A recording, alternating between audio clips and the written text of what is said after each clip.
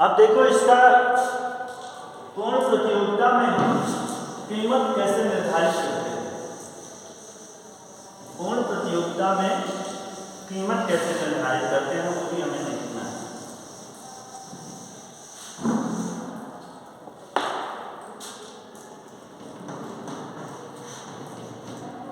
कीमत निर्धारण लिखते हैं।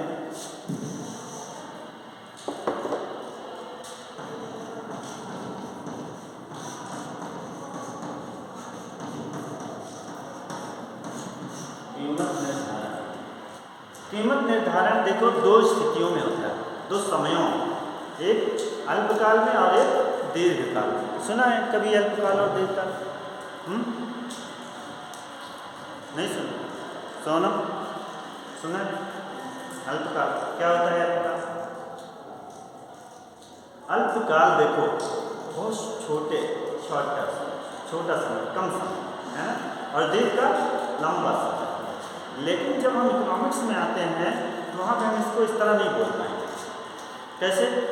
कैसे बोलेंगे ये देखो, हम लोग उत्पादन से संबंधित है ना, तो सीधी सी बात है कि जो उत्पादन होता है वो भी अल्पकाल और दीर्घकाल दोनों में होता है ना। तो ये अल्पकाल जो होता है, हम अल्पकाल को कहते हैं कि जब उत्पादन के कुछ साधनों को बदल देते हैं और कुछ साधनों को वैसे का वैसे रहने देते हैं, तब उसे अल्पकाल कहते हैं। और दीर्घकाल वो होता है जब उत्पादन के सारे साधनों को बदल देते हैं, तब दीर्घकाल होता है। एग्जाम्पल के तौर पे ले लो, जैसे अभी हमने बात किया था पार्ले बिस्किट है ना। अक्सर मैं पार्ले का ही नाम लेता हूँ। अब वो मेरा कोई वैसा फेवरेट की बात नहीं है, बस यह है कि वो बहुत पहले का है और वो ज़ुबान पे रटा है ना। उससे पहले मुझे लगता है कि जिस समय वो आ रहा था उस समय और कोई बिस्किट नहीं था, केवल पार्ले बिस्किट ही था और उसका इम्पोर्टेंस बहुत था, उसका बहुत महत्व था। जो आज मिठाई का महत्व है उस समय एक पार्ले का महत्व था। तो इसलिए मेरे ज़ुबान पे पार्ले रटा हुआ है, मैं पार्ले का ही नाम दे देता हूँ। तो जैसे एक पार्ले बिस्किट वाला बना रहा है, मान लो उसको 100 पैकेट वो बेच रहा है, इस समय पे 100 पैकेट बेच रहा है ना। कितने? 100 पैकेट वो इस समय बेच रहा है। लेकिन उसको अभी पता चले कि उसको 150 पैकेट की ज़रूरत है, 150 पैकेट की डिमांड हो गई। 150 पैकेट की डिमांड हो गई, तो अब वो क्या करेगा? इतना जल्दी वो ये तो नहीं कर पाएगा ना, दूसरा प्लांट लगा ले कि कर लेगा, नहीं कर पाएगा। तो वो क्या करेगा?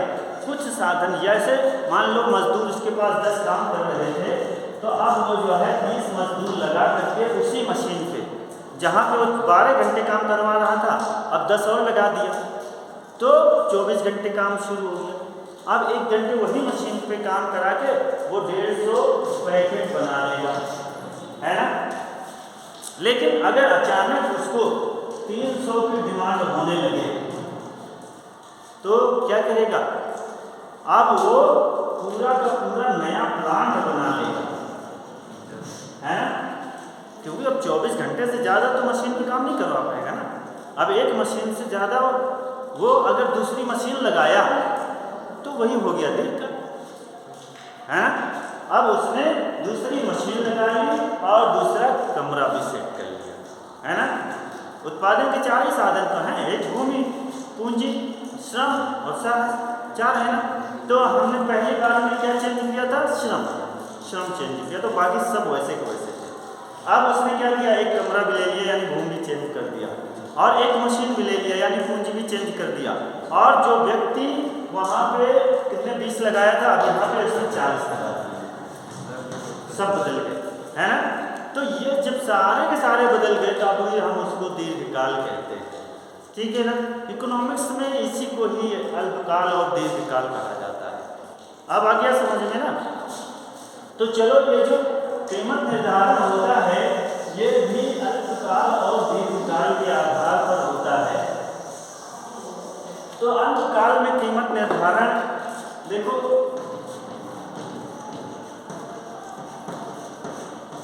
अल्पकाल में जो कीमत निर्धारण होती है, एक फैक्ट्री को, एक उद्योगपति को, एक दुकानदार को 3 स्थितियों का सामना करना पड़ता है।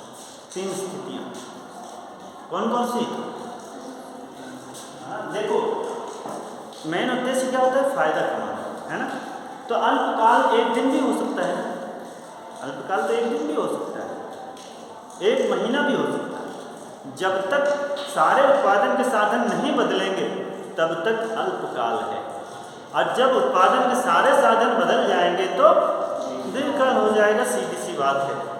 तो ये जो है अल्पकाल में, देखो, किसी व्यक्ति को 3 स्थितियों से गुजरना, व्यक्ति नहीं, दुकानदार या उद्योगपति या प्रोड्यूसर जो भी है, उसको 3 स्थितियों से, कौन कौन से? एक तो लाभ, जिसको हम असामान्य लाभ कहते हैं, एबनॉर्मल प्रॉफिट कहते हैं, और दूसरा क्या होता है? सामान्य लाभ। दूसरा क्या होता है? सामान्य लाभ। और तीसरा क्या होता है? हानि, है ना। 3 स्थितियों से गुजरना पड़ सकता है। अब ये तीनों स्थितियों को कैसे समझते हैं, है ना। लाभ, जैसे मान लो क्या है कि आज हमें हमारी बिक्री ज़्यादा हो गई, तो आज हमें लाभ मिल गया, है ना। और दूसरा ये हो सकता है कि आज हमें उतना ही मिला जितना हमने लागत लगाया, बराबर है, यानी ना लाभ हुआ और ना हानि। उसी को हम सामान्य लाभ बोलते हैं। ना तो हानि हुई और ना लाभ हुआ, ना तो हम फायदे में रहे और ना नुकसान, जितना लगाया था उतना मिल गया, इसी को हम सामान्य लाभ कहते हैं। और हानि वो भी हो सकता है कि जितना आज हमने लगाया था उतना नहीं मिला, उससे कम मिला, तो हानि भी हो सकती है। तीनों स्थितियाँ हो सकती हैं, है ना। लेकिन जब दीर्घकाल की बात आती है तो दीर्घकाल में एक उद्योगपति या एक दुकानदार बिना कुछ लिए नहीं, है ना, लेकिन फिर भी दीर्घकाल में उसको केवल सामान्य लाभ मिलता है। सामान्य लाभ मतलब ना तो लाभ और ना हानि, बीच में रहता है, बराबरी की स्थिति में रहता है, इसी को ही सामान्य लाभ कहा जाता है। ठीक है। तो सामान्य लाभ यानी दीर्घकाल में, ये तो हो गया अल्पकाल, और दीर्घकाल में केवल इसको क्या मिलता है? सामान्य लाभ। सामान्य लाभ क्यों मिलेगा? क्योंकि देखो, दुकानदार बहुत सारे होते हैं, बहुत सारे विक्रेता भी होते हैं, तो जब बहुत सारे क्रेता का बहुत सारे विक्रेता होते हैं तो हो ही नहीं सकता कि कभी किसी को प्रॉफिट मिले, है ना। तो इसलिए जो है हमेशा सामान्य लाभ ही मिलता है। तो चलो इसको कीमत निर्धारण कैसे करते हैं उसको हम पढ़ लेते हैं। तो अल्पकाल में सबसे पहले देखते हैं लाभ की स्थिति, इसको हम असामान्य लाभ भी बोलते हैं।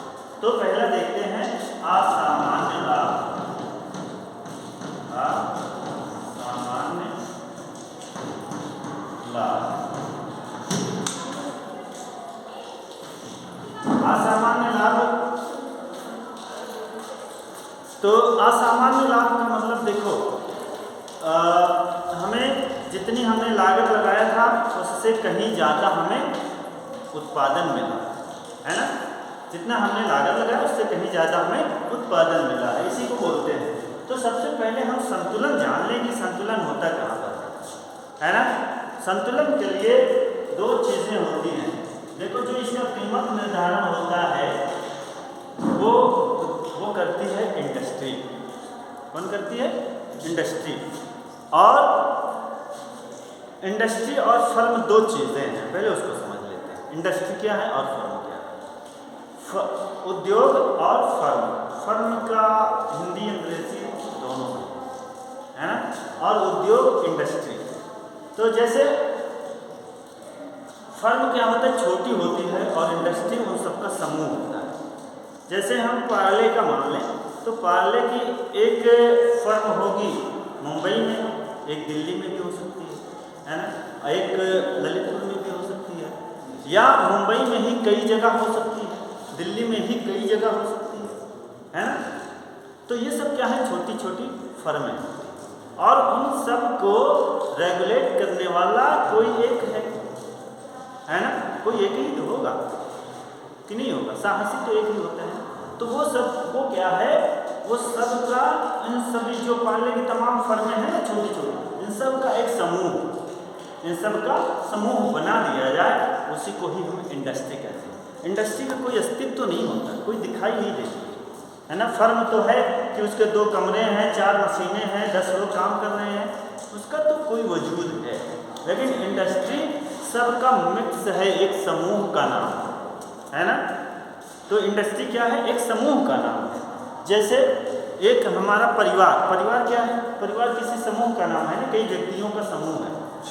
तो वैसे ही कई फर्मों का समूह इंडस्ट्री है। तो ये जो फर्म होती है, वो फर्मों की जो कीमत होती है सबके समान है। इसलिए समान है क्योंकि इनकी जो प्राइस डिटर्मिनेशन होता है, जो इसको प्राइस डिटर्मिनेट करता है, जो इनके प्राइस डिसाइड करता है, वो करने वाला इंडस्ट्री होता है। कौन करता है, इंडस्ट्री करती है। इसलिए कीमतें सबकी समान होती हैं। वो चाहे जितने दुकानदार हों, चाहे जितनी फर्में हों। मैं दुकानदार इसलिए कह देता हूँ ताकि तुम लोगों को समझ में आ जाए, है ना। बाकी होता तो इंडस्ट्री और फर्म इन्हीं दो की बात है। तो चाहे जितनी फर्में हों, उनको प्राइस डिसाइड करने वाला कौन होता है, सिर्फ एक होता है, इंडस्ट्री, है ना। तो ये अगर इंडस्ट्री है, ये फर्म है, तो ये जो इंडस्ट्री है वो मांग और पूर्ति के आधार पर प्राइस डिटरमाइन करती है ना। ये जो इंडस्ट्री होती है, इंडस्ट्री क्या करती है, मांग और पूर्ति को ध्यान में रख करके प्राइस डिटरमाइन करती है। तो जैसे मांग और पूर्ति आम होगा, ये क्या है, सप्लाई है, और ये क्या है, डिमांड है। तो ये जहाँ पे मांग और पूर्ति बराबर हो जाते हैं, वहीं पर कीमत डिसाइड हो जाती है। तो कीमत यहाँ पे डिसाइड हो गई, ये मान लेते हैं कि प्राइस पे मांग और पूर्ति डिसाइड हो गई। अब क्या करेगा, यही जो है, ये जो जितनी कीमत ये थी, यही फर्म को एक्सेप्ट करना पड़ेगा। ये फर्म जो है वही प्राइस एक्सेप्ट करेगी। चलो निकलते जाओ यहाँ से, यही प्राइस फर्म को एक्सेप्ट करना पड़ेगा, है ना। जो इंडस्ट्री ने कह दिया, अगर मान लो पार्ले का जो भी है CEO, उसने कह दिया कि 2 रुपये लेना है आपको, तो आपको 2 रुपया ही लेना है, आप उसमें कीमत में कोई बदलाव नहीं कर सकते, है ना। हाँ, तो ये जो है प्राइस डिटरमिनेट हो गई, यानी कीमत हमारी डिसाइड हो गई, हमें इसी ही कीमत पे बेचना है। अब इस कीमत से आगे हम आगे या पीछे नहीं बेच सकते। तो इसलिए ये फर्मों के जो प्राइस होती है, यही जो होती है AR और MR दोनों होती है। AR का मतलब होता है एवरेज रेवेन्यू। एवरेज रेवेन्यू मतलब है कि जो औसत हमने बेचा, जो बेचने के बाद हमें औसत रूप से मिला। जैसे हमने 10 पार्ले बेचा तो 10 दूना 20 रुपये औसत भी मिला है, और 10 दूना 20 वही मार्जिनल रेट भी है, वही हमारी MRP भी है ना। यानी वही हमारा MR भी है और वही हमारा P है, प्राइस भी है, क्योंकि प्राइस यहाँ वही है ना। तो AR = MR और AR P कहलाता है, AR ही हमारा P कहलाता है ना। वही एक वस्तु की MRP भी है और वही टोटल हमें मिलने वाला भी है, ठीक है ना। तो अब यहाँ पे फर्म का संतुलन वहाँ हो जाएगा। फर्म को देखो संतुलन के लिए 2 शर्तें चाहिए, 2 शर्तें चाहिए। कौन कौन सी शर्तें चाहिए?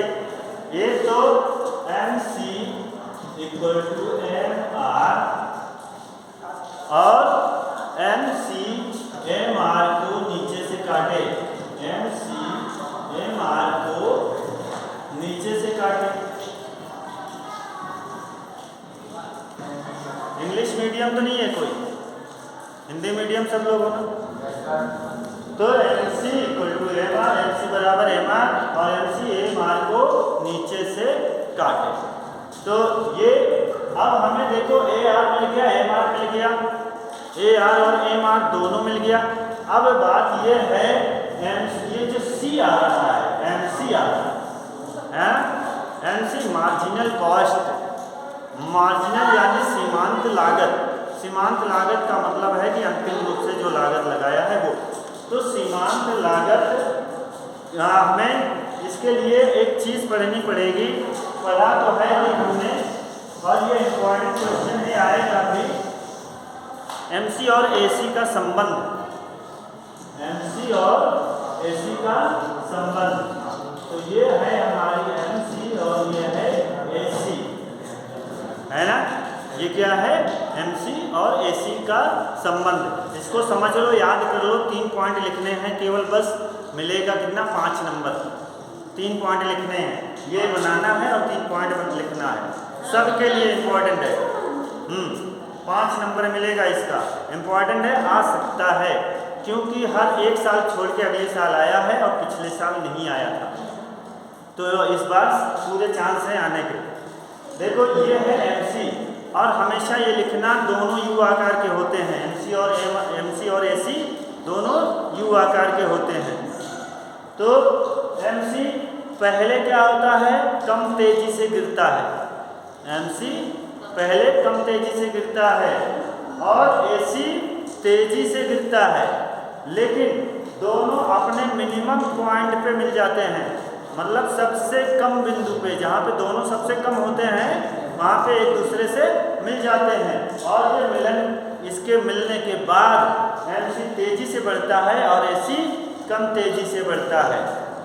कितने पॉइंट हुए, 3। ऊपर से जब गिरेगा तो MC तेजी से गिरेगा, AC कम तेज गिरेगा, और नीचे आकर के दोनों अपने निम्नतम बिंदु पे मिल जाते हैं। सबसे निम्न बिंदु, सबसे कम वाले बिंदु पे आके दोनों मिल जाते हैं। और इसके बाद MC तेजी से बढ़ता है और AC कम तेजी से बढ़ता है।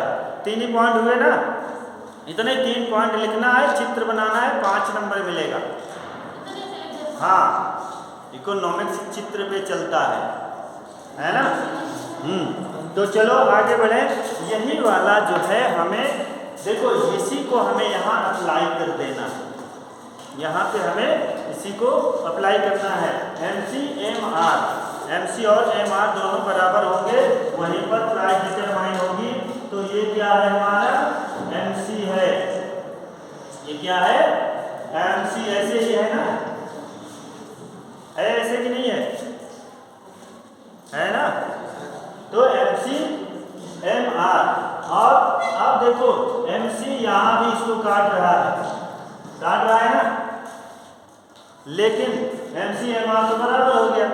लेकिन दूसरी शर्त क्या कह रहा है, MC MR को नीचे से काटे, है ना। MC MR को नीचे से काटे, तो नीचे से यहाँ कट रहा है, यहाँ तो ऊपर से काट रहा है ना, यहाँ तो ऊपर से काट रहा है, ऐसे एरो जा रहा है, लेकिन यहाँ पे नीचे से काट रहा है।